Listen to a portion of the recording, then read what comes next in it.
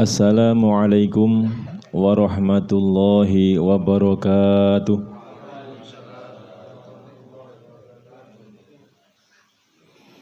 Bismillahirrahmanirrahim. Alhamdulillahirabbil alamin. Wassalatu wassalamu ala asyrafil anbiya'i wal mursalin. Habibina wa syafi'ina wa qurrati a'yunina wa maulana Muhammadin.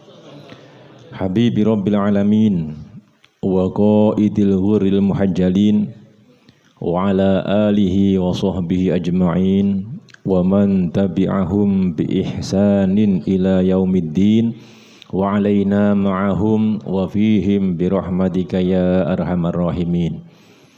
Subhanaka la ilma lana illa ma 'allamtana innaka antal alimul hakim wa tub alaina innaka antat tawwabur rahim. Wala haula wala quwwata illa billahil aliyil azim. Rabbi syrah li sadri wa yassir li amri wahlul 'uqdatam min lisani yafqahu qawli wasaddid lisani wahdi qalbi bihaqqi sayyidina Muhammadinil hadi. Amma ba'du, usikum jami'an wa iyaya bitaqwallah faqad faza man ittaqa. Hadzatul muhtaramin, wonten ngarsanipun para alim, para masyayikh, para kiai, para sesepuh bini sepuh, aji sepuh kasepuhan, sedaya kemawon ingkang sepuh. Sepuh yuswanipun ugi sepuh ilmunipun, ugi sepuh pengalamanipun. Wabil khusus panjenenganipun Mbah Kiai Abdul Aziz, Mbah Kiai Ahmad Syarbani, ugi para asatidz kita, Ustadz Misbahul Muhim, Ustadz Hashim, Ustadz Kurnia Hidayat, ugi para asatidz intunipun ingkang boten kula sebut asmanipun setunggal-tunggal tanpa ngirangi kemuliaan lan kehormatan para beliau. Ugi para hadirin wal hadirat, para pecinta baginda Nabi Muhammad SAW yang terus mencari jati dirinya dengan mengikuti setiap malam rangkaian safari maulid Madiun Raya. Semoga segera mendapatkan jati dirinya, segera menemukan apa yang dicari, dan segera mendapatkan bisyarah dari Allah Subhanahu wa Ta'ala. Amin ya rabbal alamin. Alhamdulillah, pada malam hari ini, malam yang ke-22, separuh ini pun nih, malam 23 atau 23? 22. Lek mboten 22 nggih 23, mboten napa. Kita bersama-sama kados ingkang dipun ngendikaken Pak Huda kala wau, di daerah yang tidak hanya terpencil tapi juga delik nyelepit. Lan kula tasih kemutan sangat teringat di dalam depan itu. Dan di sini dalam depan. Ketika itu awal-awal Maulid Rebo Pahing, Abah Habib Mustafa juga hadir. Pada waktu itu juga saya hadir baru yang kedua atau ketiga kalinya bersama dengan almarhum Kiai Muslih Al-Baroni. Pada waktu itu Abah Habib Mustafa mengucapkan selamat datang seperti biasanya kepada para hadirin, dan beliau menyampaikan kalau tidak karena maulid kita tidak datang sampai di sini. Kalau sekedar yasinan tahlilan orang iro tengok gini. Kita datang ke sini lebih karena mendatangi undangan maulid, karena dorongan kecintaan kita kepada Kanjeng Nabi Muhammad sallallahu alaihi wasallam. Alhamdulillah, pada malam hari ini kita bersama-sama membaca Maulid Simtud Duror, untaian mutiara yang dirakit, yang ditaklif secara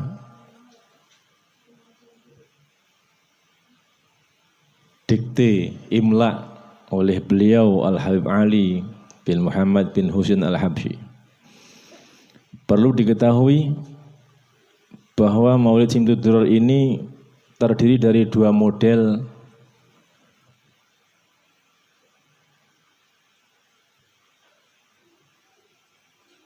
susunan kata. Yang satu berbentuk nasar. Nasar niku lek cara bahasa Indonesia ini mbok menawi prosa. Yang satunya berbentuk nazom, berbentuk syair. Cara baca prosa dengan syair tentu tidak sama. Cara baca nasar dengan syair dengan nazom tidak sama. Kalau nasar seperti kita membaca Al-Quran ada wakofnya, ada ibtidaknya.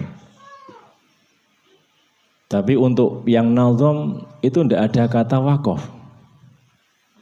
Itu yang perlu diperhatikan.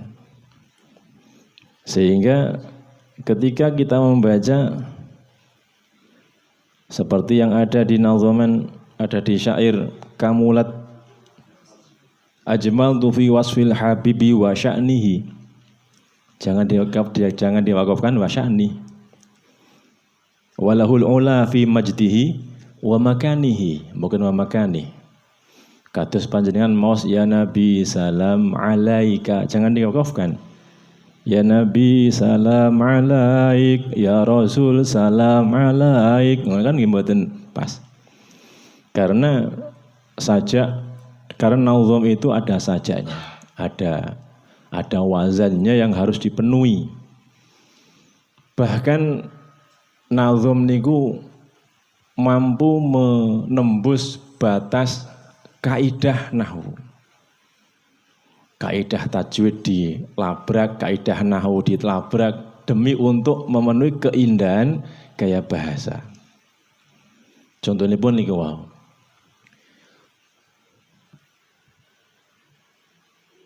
Pramila saking menika niki nggih kalih saklintunipun taklim ingkang kaitanipun pengetahuan agami nggih. Taklim ingkang kaitanipun pengetahuan ingkang berkaitan langsung dengan cara baca Simtud-Duror.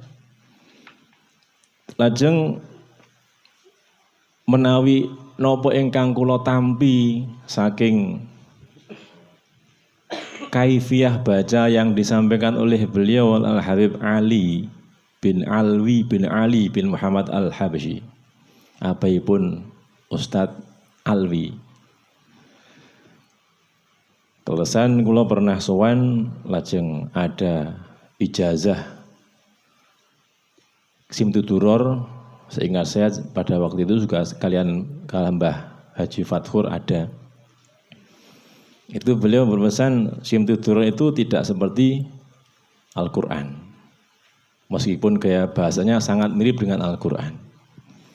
Oleh karena itu tidak perlu adanya bismillah. Nah, bismillahnya diganti dengan sholawat. Tadi Allahumma sholli wa sallim asyrafa sholati wa taslim ala sayyidina wa nabiyyina Muhammadinir raufir rahim. Terus jamaah sarang-sarang Allahumma sholli wa sallim wa barik alaihi wa ala alihi. Lah ingkang badhe maos berikutnya niki mboten bismillah, tapi mengulang Allahumma sholli wa sallim wa barik alaihi wa laqad ittasafa matan. Niku menurut ingkang kula mirengne saking Habib Ali bin Alwi bin Ali Al-Habsyi ngoten niku. Para hadirin rahimakumullah. Alhamdulillah kita sak menika manggen tenggene Mbah Yudi. Mbah Yudi niku sobatipun Mbah Wo. Ada hubungan khusus antara kedua beliau. Menawi wekdal kula kadhawuhan Mbah Wo ngaos dhateng dalemipun sempat kula aturaken hadis ningkang nomor 38 saking kitab Al-Arba'in An-Nawawiyah. Wekdal semanten nembe sekedhik terus cerita panjang tentang Nabi Jirjis niku. Man 'adali waliyan faqad adzantuhu bil harbi. Sing sapa wonge musuhi waliku, maka kepadanya aku kumandangkan perang. ingkang kumandhangaken Gusti Allah. Lah niku nembe pembukaanipun. Salajengipun hadis ingkang berikutnya kita lajengaken iki mumpung teng dalem Mbah Yudi. Sobat karibun Mbah Samsul Hadi bahwa lajengipun wa ma taqarraba ilayya 'abdi wa ma taqarraba ilayya 'abdi bi syai'in ahabba ilayya mimma aftaratu alaihi.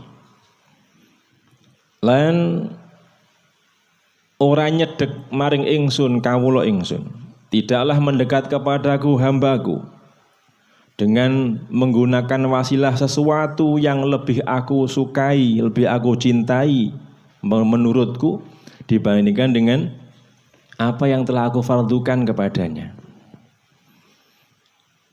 Allah Subhanahu wa taala ngendika, ya ayyuhalladzina amanu taqullaha wabtaghu ilaihil wasilah.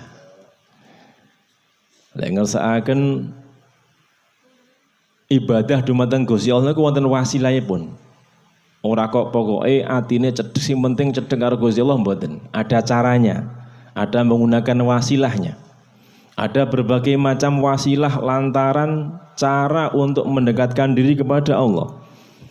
Lah ngendikanipun Gusti Allah lewat hadis qudsi ingkang dipun dawuhaken dening junjungan kita Kanjeng Nabi Muhammad sallallahu alaihi wasallam. Gusti Allah sampun dawuh, wa ma taqarraba ilayya 'abdi bi syai'in ahabba ilayya mimma aftaratu alaihi. Tidak ada wasilah yang digunakan seorang hamba untuk mendekatkan dirinya kepada Allah yang lebih dicintai oleh Allah dibandingkan hal yang difardukan. Salat ya fardu, poso ya fardu, sedekah ya fardu, dan hal-hal yang difardukan yang lainnya, baik itu sifatnya fardu ain maupun fardu kifayah.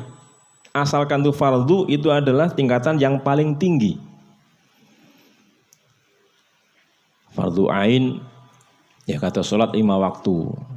Fardu kifayah contonipun kados salat jamaah. Kata sing tinggi-tinggi Gus Bahru teng dalem Pak Muhim kala wingi jenengan sik kamutan apa mboten. Ngaku cinta ning Kanjeng Nabi tapi kok ora gelem jamaah. Lah niki tanda tanyane guwedi banget niku. Aku ki lek salat jamaah gak iso khusyuk. Niku perlu ditelaah lebih lanjut. Sing dielok iki sapa? Nun sewu. Fardu ain, uki fardu kifayah. Termasuk adail hukuk. Adail hukuk itu menunaikan hak-hak. Ada banyak hak. Hak keluarga, ada hak tetangga. Hak tetangga ini yang sering kita abaikan. Man kana yu'minu billahi wal yaumil akhir falyukrim dhaifa, falyukrim jarah. Barang siapa mengaku beriman kepada Allah dan hari akhir, maka muliakanlah tetanggamu. Ngantos malaikat Jibril niku teng Kanjeng Nabi di semacam disemoni dipoyoki.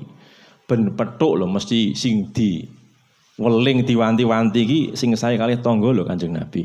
Sampai kula niku curiga ngendikane Kanjeng Nabi, sampai aku curiga suudzon malaikat Jibril iki dadi ahli warisi apa piye to jane. Kok mesti sing dipesenke masalah tangga. Saking pentingnya tangga. Dan tetangga ini lintas agama, lintas budaya, lintas sosial, lintas etnis. Pokoknya angger tanggane kudu dimulyakni. Kuwi lek pancene nderek Kanjeng Nabi. Dan ternyata itu termasuk wasilah yang paling dicintai oleh Allah untuk cara mendekatkan diri kita kepada Allah. Kula matur masalah salat wawon niku sepindah malih kemutan rumit ingkang pernah kula aturaken teng panjenengan crita kocone Pak Muhim niku. Alhamdulillah kula sakniki pun salat Gus. Senasa dereng jangkep. Amargi riyen niku ingkang kula penke tahajud. Niki estu niki kula riyen ngepenke tahajud. Tahajud niku kula penke tapi salat 5 waktu niku kula sik abot lho. Lah niki dawuhipun Kanjeng Nabi ngoten niku. Ora enek coro mendekatkan diri kepada Allah dengan cara yang paling dicintai oleh Allah selain hal-hal yang difardukan. Makanya teng kitab-kitab fikih niku dipun dawuhaken fardhu niku pangkate paling dhuwur ing dalam ganjaran. Ngantos tikelanipun 7 dosa sunnah. Sunnah ping 70 niku nembe fardhu tunggal. Lah, nopo alasanipun kok fardhu niku sing paling utami? Niki ada beberapa alasan.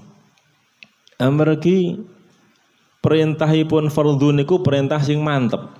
Bi amrin jazimin. Annal amro bihi jazimun.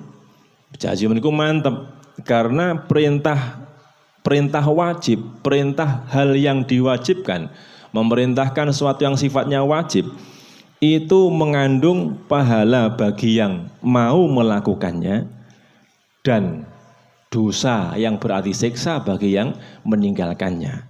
Lek kowe gelem nglakoni ya diopahi, lek ora gelem nglakoni ya disiksa. Tegas. Mboten kata sunnah, lek sunnah niku kan lembut.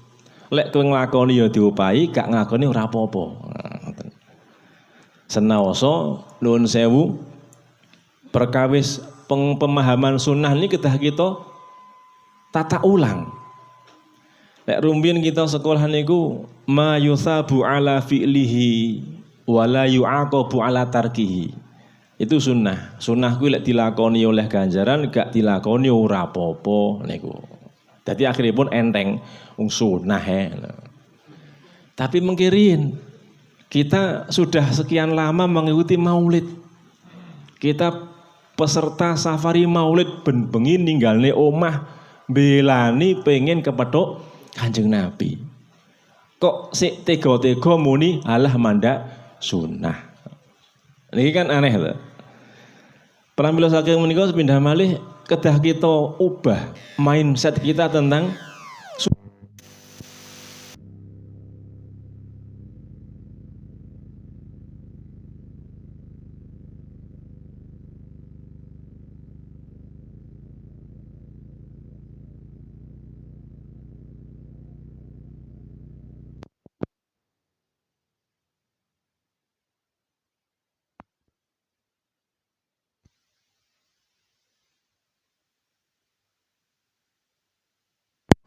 tapi berarti kita meninggalkan sesuatu yang itu menjadi contoh yang pernah dicontohkan oleh Kanjeng Nabi Muhammad SAW. Artinya rugi sekali. Bagaimana mungkin kita mendambakan sosok pribadi agung Kanjeng Nabi Muhammad SAW, menyebut-nyebut nama beliau, kemudian ingin bertemu dengan beliau, tapi di hati kita ada perasaan meremehkan, tanda kutip garis bawah, meremehkan sunnah. Lah kur sunnah gak popo. Itu harus perlahan-lahan tapi pasti harus kita singkirkan dari pikiran kita. Diwai. Lek ngowahi pripun? Iki sunnah. Sunnah ki berarti pi? Sunnah ki berarti dicontoni Kanjeng Nabi. Ditindakake dening Kanjeng Nabi. Lek aku sampai gak melu berarti aku ora padha karo Kanjeng Nabi ngoten niku. Contonipun paling gampang siwakan. Siwakan iki kan perkara sing paling remeh. Remeh. Regane kur 8.000 10.000. Sesasi rantek kejaba lek ilang. Tapi Kanjeng Nabi niku masalah siwak kados masalah tangga wae. Malaikat Jibril niku nuwun sewu malaikat Jibril nggih juweh. Malaikat Jibril niku juweh sanget perkawis siwak teng Kanjeng Nabi. Angger petuk pun siwakan Kanjeng Nabi. Badhe pisah ampun kesupen siwakan lho nggih. Sampai Kanjeng Nabi khawatir, sampai aku khawatir untukku merotol. Angger petuk kon dikon siwakan. Iki nek apa siwake? Ngoten niku. Kula pernah matur dumateng jamaah bilih sunnah niki menawi kita tingali saking bahwa sunnah itu sesuatu yang dilakukan oleh orang yang kita cintai, orang yang kita dambakan.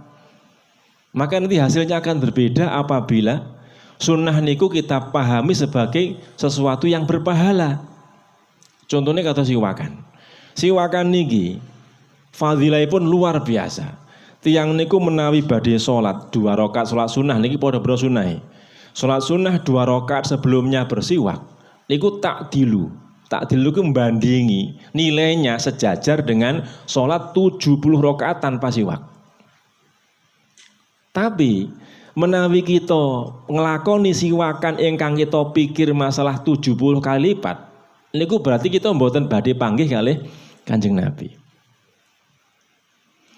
Tapi kalau kita bersiwak, kowe nyapa kang kok siwakan? Mergane Kanjeng Nabi siwakan. Begitu siwakan, maka tangan kita, gigi kita, mulut kita bersambung dengan Kanjeng Nabi Muhammad sallallahu alaihi wasallam. Contohnya malih salat. Salat niku kan sunnah ikhtiba ngeten niki, apa jenenge irtida. Ngalungke serban teng pundak niki hukumipun sunnah.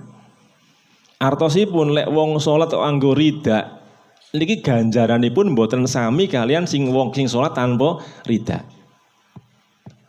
Tapi lek kita salat ridaan niate ben tambah ganjarane, sepindah malih mboten panggih kalih Kanjeng Nabi mangke. Tapi menawi kita, kowe nyapa kok serbanan kaya kiai? Iki ora masalah kiai, Kang. Iki aku nerokne Kanjeng Nabi. Mergane aku pengen petuk Kanjeng Nabi. Lek ngoten pundake awake dhewe niki lho sambung kalih Kanjeng Nabi. Niki ingkang kula aturaken niki mboten hasil pemikiran kula mboten. Tapi punapa ingkang kula tampi, kula pahami saking dawuhipun Al-Habib Al-Musnid Umar bin Muhammad bin Salim bin Syekh Abu Bakar bin Salim. Setiap kali kita melakukan tindakan sunnah dengan niat ittiba, berarti kita telah menghubungkan diri kita dengan Kanjeng Nabi Muhammad SAW sesuai dengan apa yang kita lakukan. Nun sewu, sandalan niku lho. Kan biasa tuh. Lek boten sandalan khawatir engko ngidak telek semisal. Tapi niate sandalan niku nglakoni sunnah, lek sandalan sikil tengen dhisik. Engko lek nyepot sandal sikil kiwa dhisik. Bahkan medun saka omah badhe sandalan niku kan metu saka omah sunahe sikil kiwa. Berarti numpang ning sandal gak langsung mlebu sandal diyen. Numpang ning sandal kiwa terus sikil tengen lagi mlebu